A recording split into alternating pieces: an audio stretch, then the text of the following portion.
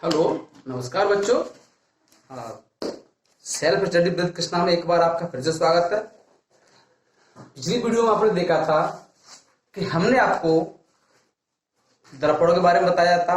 दर्पण कितने प्रकार के होते हैं, उसमें आपको समतल दर्पण के बारे में बताया था और गोलीय दर्पणों के बारे में भी बताया गया था। गोलीय दर्पण आपके दो प्रकार के होते हैं, आपको याद होगा। एक बार पुनः रिवीजन कर लेते हैं। हमने यहां पर आपको दर्पणों के बारे में बताया था। दर्पण आपके दो प्रकार थे, एक था आपका समतल दर्पण और नंबर 2 गोलीय दर्पण। गोलीय दर्पण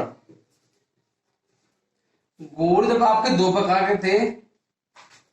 नंबर 1 अवतल दर्पण, नंबर 2 था उत्तल दर्पण।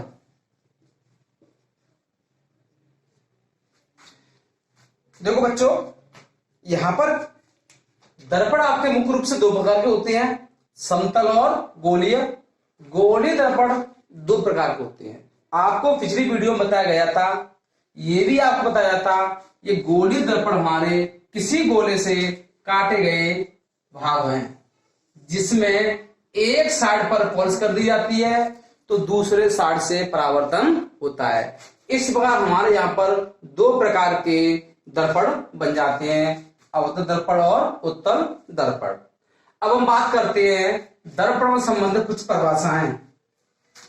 आज हम बात करने वाले हैं गोलीय दर्पणों से संबंधित कुछ परिभाषाएं।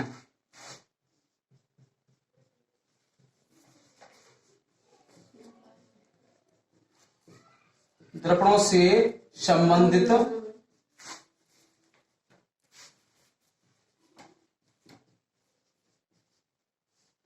कुछ परिभाषाएं।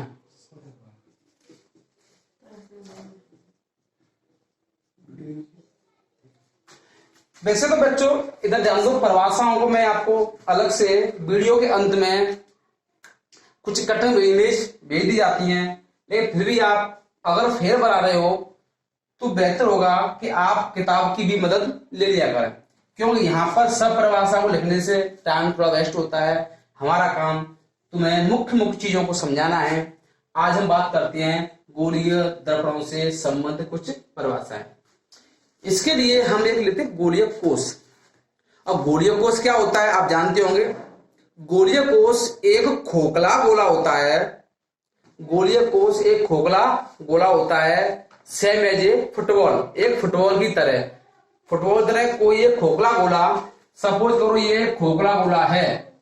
इसी गोले से हमने काट करके दो प्रकार के दर्पण आपको बताए थे, वो थे हमारे गोलीय दर्पण। अब इन दर्पणों संबंधित कुछ परिभाषाएं हम आपकी बात करते हैं, वो क्या होती हैं। जैसे ये मान लो ये आपका अवतल दर्पण है, ये क्या है अवतल दर्पण।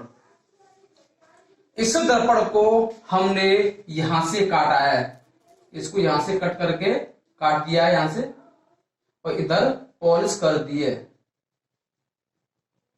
तो इस पर हम देखते हैं कि ये इसका हो जाएगा केंद्र, इस गोले का केंद्र है, तो इसी को बोलते हैं वक्रता केंद्र। वक्रता केंद्र, वक्रता केंद्र से एक खींची गई दर्पण की रेखा ये कहलाती है आपकी मुख्य अक्ष।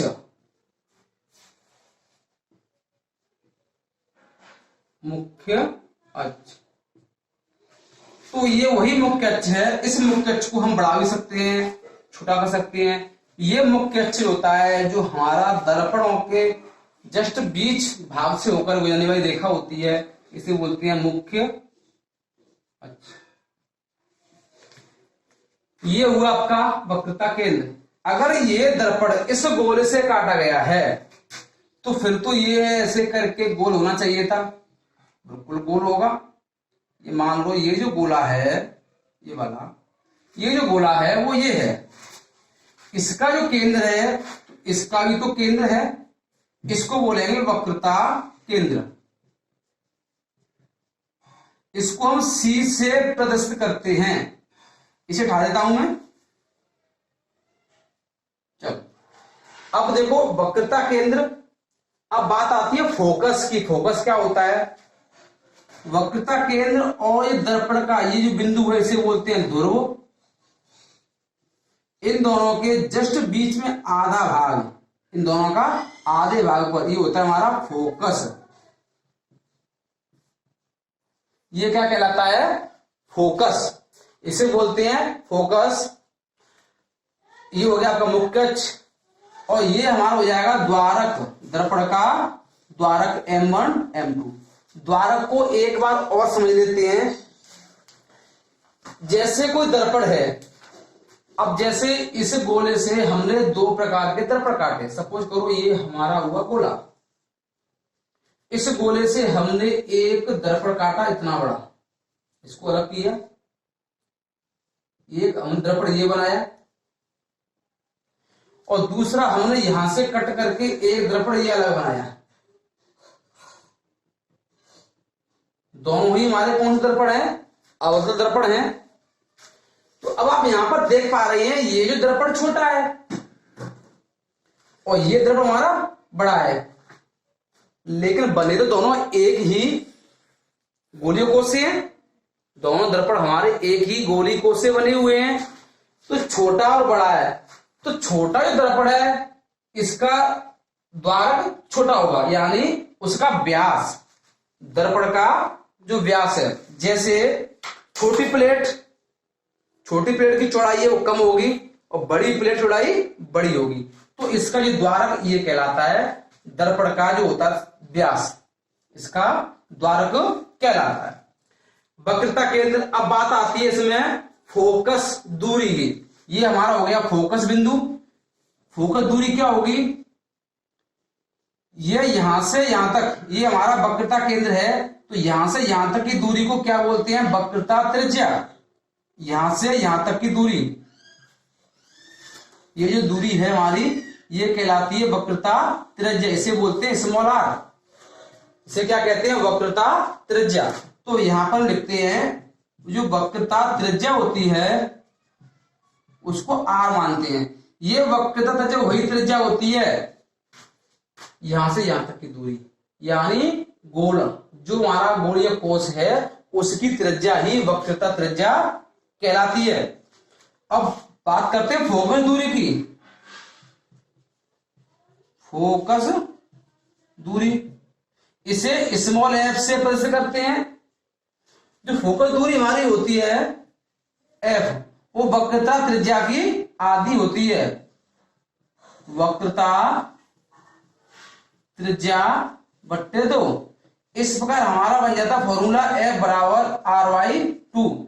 इस फॉर्मूले का प्रयोग हम सवालों को हल करते समय करते हैं। यहां से हम ये भी लिख सकते हैं कि R का मान होता है वो F का 2 गुना, यानी वक्रता त्रिज्या होती है फोकस दूरी की 2 गुनी होती है। जब कभी हम सवाल करेंगे, सवाल आगे जब मिलेंगे तो मैं न्यूमेरिकल है इसके, तो उसमें हमें फोकस दूरी दी होगी तो वक्रता त्रिज्या निकाल लेंगे, वक्रता त्रिज्या दी होगी तो फोकस दूरी आसानी से ज्ञात कर सकते हैं। अब हम बात करते हैं आगे। तो अब तक हमने आपको वक्रता केंद्र हो गया, फोकस दूरी हो गई, वक्रता त्रिज्या हो गई, ध्रुव हो गया, मुख्य अक्ष हो गया, अब बात कर द्वारक हो गया। अब हम बात करने वाले हैं फोकस तल। फोकस तल क्या होता है? फोकस तल थोड़ा इसको समझ लेते हैं, क्योंकि जिस प्रकार हमें प्रकाश किरण दिखाई नहीं देती हैं उसी प्रकार फोकस तल हमें दिखाई नहीं देता है, लेकिन फोकस होता क्या है उससे बात करते हैं। अब जैसे मान लो ये हमारा दर्पण है, सपोज करो ये हमारा हुआ दर्पण, ये अवतल दर्पण है, तो इसके जस्ट बीच बिंदु से ये हमारे जाने वाली मुख्य अक्ष है। ये हमारी क्या है? मुख्य अक्ष। मुख्य अक्ष है ये, इस समय वक्रता केंद्र है ये वाला। तो जस्ट इसका आधा भाग, मिडिल पॉइंट, ये क्या होगा? ये हमारा पड़ जाएगा फोकस बिंदु। फोकस बिंदु, ये दूरी आपकी वक्रता त्रिज्या हुई, ये दूरी आपकी फोकस दूरी हुई तो फोकस तल क्या होगा, फोकस तल इस मुख्य अक्ष, जो हमारी मुख्य अक्ष के लंबवत फोकस बिंदु से गुजरने वाला एक तल, समतल कुछ इस प्रकार होगा। ये हमारा हुआ दर्पण। तो ये हमारा हो जाएगा समतल तल, कोई प्लेन वस्तु, तो ये हमारा तल होगा। तो ये तल है, यही हमारा क्या कहलाता है, फोकस तल। फोकस तल हमेशा मुख्य अक्ष पर लंबवत होता है, इसे फोकस तल बोलेंगे। जैसे ये कोई अवतल दर्पण है और यहां पर मुख्य अक्ष जा रही है, मुख्य अक्ष के समांतर, मुख्य अक्ष के लंबवत, मुख्य अक्ष ऐसे हुआ तो इसके लंबवत ये वो तल, कोई प्लेट, वो हमारी क्या कहलाती है, फोकस तल कहलाती है। इसकी और अधिक थोड़ा विस्तार से आप किताब में देख सकते हैं, लेकिन जो चीज मैं आपको यहां पर कराई है इनको समझना बहुत जरूरी है, क्योंकि आगे बता दिया जाता है ये मुख्य अक्ष है, इसका ध्रुव है, ये कुछ परिभाषाएं हैं, इन परिभाषाओं को आप यहां समझ सकते हैं और इनकी जो परिभाषाओं को आप किताब से नोट कर सकते हैं। तो ये आगे बढ़ते हैं, इनसे कुछ और चीजें कराते हैं। आज हम बात करने वाले हैं दर्पण द्वारा प्रतिबिंब बनने के नियम। अभी तक आप लोगों ने सीखा, शुरुआत की थी हमने प्रतिबिंब, पिछली वीडियो में आपको बताया था प्रतिबिंब के बारे में। ये प्रतिबिंब क्या होता है, कैसे बनता है, इसके बारे में आप जानते तो होंगे। जब किसी दर्पण में अपने चेहरे को ही देखें तो हमारा चेहरा उसमें दिखाई देता है, तो वो कहलाता है प्रतिबिंब। परिभाषा के हिसाब से आपको बता दिया था पिछली वीडियो में। अब हम बात करने वाले हैं ये प्रतिबिंब बनते कैसे हैं, ये प्रतिबिंब बनते कैसे हैं, आखिर बन कैसे जाते हैं, प्रकाश किरणों को इसमें क्या रोल होता है, प्रतिबिंब कैसे बनते हैं, तो उसी की हम बात करने वाले हैं कि ये प्रतिबिंब कैसे बनते हैं। तो अगर हम दर्पणों से प्रतिबिंब बना रहे हैं तो इसमें हमारे 3 नियम काम करते हैं। हमें 3 नियमों का पालन करना होता है। अगर हम उन 3 नियमों का पालन करेंगे तो हम बता सकते हैं कि इस वस्तु का प्रतिबिंब कहां बन रहा है, कैसा बन रहा है, छोटा है या बड़ा है, वास्तविक है या आभासी है, उल्टा है या सीधा है। तो इस प्रकार हम प्रतिबिंब की प्रकृति बता सकते हैं। कभी कभी आपने देखा होगा कहीं जो कुछ विशेष प्रकार के सर्कस में आपने कभी किसी फिल्मों में देखा होगा कि सर्कस में कुछ टेढ़े मेढ़े शीशे लगे होते हैं, उसमें चेहरा हमारा मोटा पतला या कुछ टेढ़ा मेढ़ा दिखाई देता है। खास करके सर्कसों में देखा होगा, या मेले में कभी कभी ऐसे कुछ शीशे लगाए जाते हैं बच्चों को हंसाने के लिए, देखने के लिए, उसमें कुछ टेढ़े मेढ़े चेहरे दिखाई देते हैं।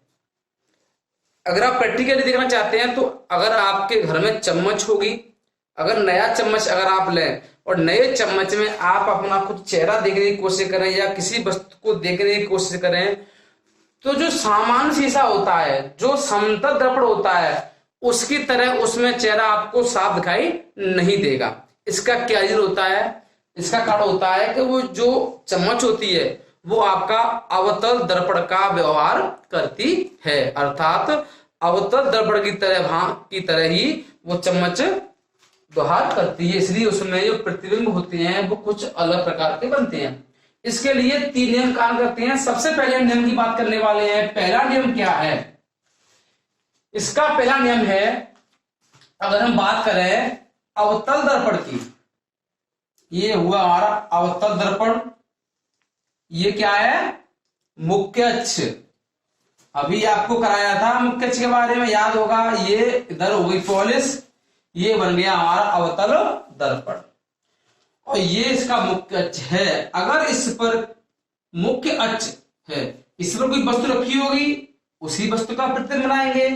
तो इसमें 3 नियम काम करेंगे। नंबर 1, पहला नियम क्या है, अगर हमारी कोई प्रकाश किरण मुख्य अक्ष के समांतर आ रही है, अगर कोई प्रकाश किरण मुख्य अक्ष के समांतर आ रही है, ये मुख्य अक्ष के समांतर प्रकाश किरण आ रही है, तो इस दर्पण से यहां पर क्या होगा, प्रकाश किरण का परावर्तन होगा, बिल्कुल होगा परावर्तन। तो उस परावर्तन का नियम का पालन करते हुए ये जो प्रकाश किरण है, ये इसका हुआ वक्रता केंद्र और ये इसका हुआ फोकस। तो जो ये प्रकाश किरण है वो इसके फोकस से होकर निकल जाती है। अर्थात हमारा पहला नियम हो जाता है कि मुख्य अक्ष के समांतर आने वाली प्रकाश किरण, कौन सा दर्पण हुआ ये? अवतल दर्पण। अवतल दर्पण। तो अवतल दर्पण में वो प्रकाश किरण उसके मुख्य अक्ष के समांतर आने वाली प्रकाश किरण फोकस से होकर निकल जाती है। इसका फोकस है एफ, फोकस होकर के निकल जाती है। ठीक उसी प्रकार जैसे अगर हमारे पास कोई प्लेट है, जैसे कढ़ाई के आकार की, अगर हम जैसे सपोज करो ये हमारे पास कोई प्लेट है, ऐसे करके ये कोई प्लेट बनी हुई है, अगर हम इस प्लेट में, ये इसका हुआ सेंटर, यहां से अगर हम कोई बॉल छोड़े ऐसे करके, अगर हम कोई बॉल छोड़े तो ये बॉल हमारी कुछ इस प्रकार से टकरा के वापस चली जाएगी। अब ये इसका मध्य बिंदु है तो ये इसका हो जाएगा मुख्य अक्ष। तो ये जो प्रकाश किरण हमारी, जैसे ये बॉल हमारी वापस जाएगी तो ये इसका फोकस होगा। अर्थात इस प्लेट की गोलाई को देखेंगे तो कुछ इस तरह से होगी। तो इसी प्रकार ये वाला नियम यहां पर काम करता है। इसी नियम को हम देखते हैं उत्तल दर्पण में क्या होता है। अब देखो उत्तल दर्पण की बात करें तो आप लोगों को पता होगा कि उत्तल दर्पण इस प्रकार का बनता है। इसमें जो पॉलिश होती है वो उसके अंदर वाले हिस्से में की जाती है, अर्थात धसे हुए भाग में पॉलिश की जाती है। तो इस वाले भाग से परावर्तन होगा। अगर हमारी कोई प्रकाश किरण मुख्य अक्ष के समांतर आ रही है तो इसका ध्रुव यहां पर है, इसका भी ध्रुव यहां पर है, लेकिन इसका जो फोकस है वो इधर है, इसका फोकस इधर होगा, इसका फोकस इधर होगा, इधर। क्यों? ये गोलाई इधर है तो इधर फोकस होगा। तो अब ये जो प्रकाश किरण है, भाई कोई प्रकाश किरण चमकीले भाग से ही तो परावर्तन होता है उसका। ऐसा तो है नहीं कि प्रकाश किरण पीछे वाले से परावर्तन हो जाए, नहीं होगा। तो इधर चमकीला भाग है तो ये प्रकाश किरण टकराएगी और ये वापस चली जाएगी। लेकिन ऐसे नहीं, इसमें नियम तो वही कार्य करेगा। ये फोकस से होकर जा रही है और ये ऐसा लगेगा कि फोकस से होकर के आ रही है, अर्थात हमें कुछ पीछे आभास होगा। तो ये पीछे हमारा हिस्सा आभासी किरण को दर्शा रहा है। तो इस प्रकार पहला वाला नियम हो जाता है अवतल दर्पण में मुख्य अक्ष के समांतर आने वाली प्रकाश किरण परावर्तन के पश्चात फोकस से होकर वापस चली जाती है अवतल दर्पण में। और उत्तल दर्पण में क्या होगा? मुख्य अक्ष के समांतर आने वाली प्रकाश किरण परावर्तन के पश्चात फोकस से आती हुई प्रतीत होती है। तो एक नियम ये काम करेगा हमारा। जस्ट इसका दूसरा नियम ले लेते हैं, नियम नंबर 2। चित्र वही बनाएंगे सबके लिए दर्शाने के लिए।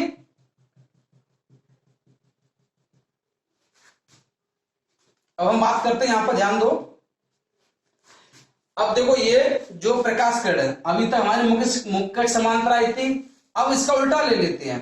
अगर कोई प्रकाश किरण फोकस से होकर आ रही है, फोकस से होकर के आ रही है, तो परावर्तन के पश्चात मुख्य अक्ष के समांतर हो जाएगी। इधर लेंगे उत्तल दर्पण में,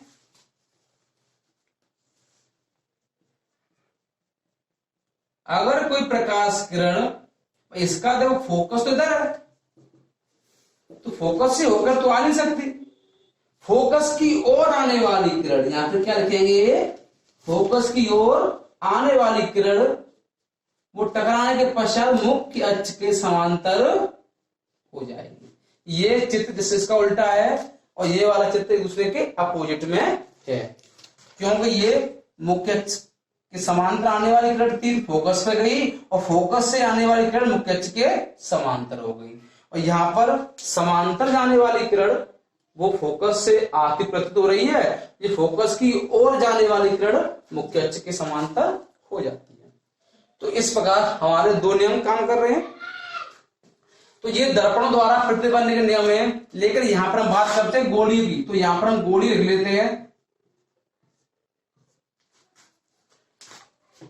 अब हमारा नियम नंबर 3 रह जाता है, उसकी हम बात करते हैं। तो आप इसको चित्रों को ध्यान से नोट कर लेना। आप चाहो तो इसका स्क्रीनशॉट लेकर के बाद में आप आसानी से इसको समझ सकते हैं। परिभाषाओं को मैं नहीं लिखा रहा हूं, आप चाहो किताब से लिख लेना, मेरा काम यहां समझाना है तुम्हें। तो हम बात कर रहे हैं तीसरे नियम की।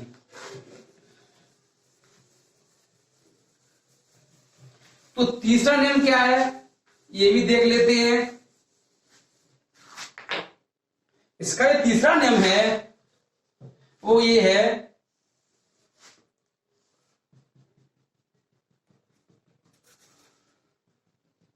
अवतल दर्पण। ये इसका फोकस हुआ, ये इसका वक्रता केंद्र से सी हो गया। तीसरा नियम इसका ये है कि वक्रता केंद्र से होकर जाने वाली किरण, वक्रता केंद्र से होकर जाने वाली किरण परावर्तन के पश्चात उसी मार्ग पर वापस लौट आती है। जो किरण हमारी वक्रता केंद्र से होकर जा रही है वो टकराने के पश्चात उसी मार्ग पर वापस लौट जाती है। ये होता है हमारा तीसरा नियम। इधर क्या लिखेंगे, इधर ऐसे बनाएंगे इसको, ये उत्तर दर्पण है हमारा, फोकस हो गया वक्रता केंद्र सी। यहां पर लिखेंगे कि वक्रता केंद्र की ओर जाने वाली किरण, किधर, वक्रता केंद्र, वक्रता केंद्र की ओर जाने वाली किरण, ये वक्रता केंद्र की ओर जा रही है, जाने वाली किरण परावर्तन के पश्चात उसी मार्ग पर वापस लौट जाती है। आप लोगों ने दैनिक जीवन में कुछ ऐसी घटनाएं देखी होंगी, जैसे अगर हम सपोज करो जैसे कोई गोल बर्तन हो, मटका कुछ हो, ऐसा कुछ हो, गोल बर्तन हो, अगर कभी उसके सेंटर पर, जस्ट सेंटर पर हम बॉल दें तो वो टकराने के पश्चात वापस आ जाती है। अगर बॉल को थोड़ा तिरछा दें तो टकराने के पश्चात इधर उधर चली जाती है। तो ये वही जस्ट सेंटर है। अगर उसके जस्ट सेंटर पर, जिस प्रकार जैसे आपने देखा होगा, अगर हम फुटबॉल रख लें और फुटबॉल के जस्ट सेंटर पर बॉल दें, बॉल कोई बॉल या कोई छोटी बॉल दें तो टकराने पर वो बॉल वापस आ जाएगी। अगर सेंटर से थोड़ा हटके बॉल देंगे तो वापस नहीं आएगी। तो ये है हमारा वक्रता केंद्र की ओर जाने वाली किरण टकराने के पश्चात उसी मार्ग पर वापस लौट जाती है। यहां पर आप लोगों बच्चों में डाउट आ रहा होगा कि सर आपने दर्पण के पीछे वाली किरणों को क्यों दर्शाया है। क्यों बेटा, ध्यान दो, दर्पणों के पीछे वाली जो किरण है वो हमेशा आभासी रहेंगी, तो इनको हम दर्शाएंगे वो कुछ डॉट डॉट में दर्शाते हैं, और पीछे वाले प्रतिबिंबों को भी हम आभासी दर्शाते हैं। तो आज हमने सीखा गोलीय दर्पणों द्वारा प्रतिबिंब बनने के नियम। अगली वीडियो हम बात करेंगे कि प्रतिबिंब बनते कैसे हैं वस्तु को। अब देखो इसके सामने बहुत सारी जगह हैं, वस्तु को कहां रखें, अगर वस्तु यहां रखी होती तो इसका प्रतिबिंब कैसा बनेगा, आगे बढ़ाएंगे तो कैसा बनेगा। इसी प्रकार कल हम बात करेंगे अगली वीडियो में कि वस्तुओं द्वारा प्रतिबिंब, दर्पणों द्वारा वस्तुओं के प्रतिबिंब कैसे बनते हैं। हाँ, मैं आपको एक छोटी सी चीज बताना चाहता हूं अलग से कि इन चित्रों को आप फेयर में कैसे बनाएं, इन चित्रों को आप फेयर में कैसे बनाएं। बहुत सारे बच्चों को देखा होगा कि पेन से बनाते हैं तो टेढ़ा हो जाता है, कभी ऐसा बन जाता है तो कभी ऐसे बनता है। बच्चे कहते सर समझ में नहीं आ रहा है, क्या करें। कोई बच्चा बनाएगा, कोई फोकस यहां ले लेगा और वक्रता केंद्र यहां ले लेगा, उसे ये भी अंदाजा नहीं है कि ये जस्ट बीच में होना चाहिए बिंदु। अब ये आपको बताया जाता है फोकस हमेशा इन दोनों दूरियों के बीच में होना चाहिए, और ये भी आपका दर्पण गोल होना चाहिए। तो इनको बनाने के लिए मैं आपको एक सिंपल विधि बताने जा रहा हूं। जब कभी भी आप फेयर में चित्र बनाएं तो उसमें आप कुछ सावधानियां बरतें और उन्हीं के हिसाब से आप सवालों को करेंगे या इनके आगे आने वाली परिभाषाओं को लिखेंगे तो समय बेहतर आएगा। तो उसको मैं समझाता हूं कैसे बनाएं। आप नोट कर लिया होगा, ये स्क्रीनशॉट ले लेना और घर बैठ के आराम से फिर बनाते रहना। अब हम बात करने वाले हैं कि चित्र कैसे बनाएं।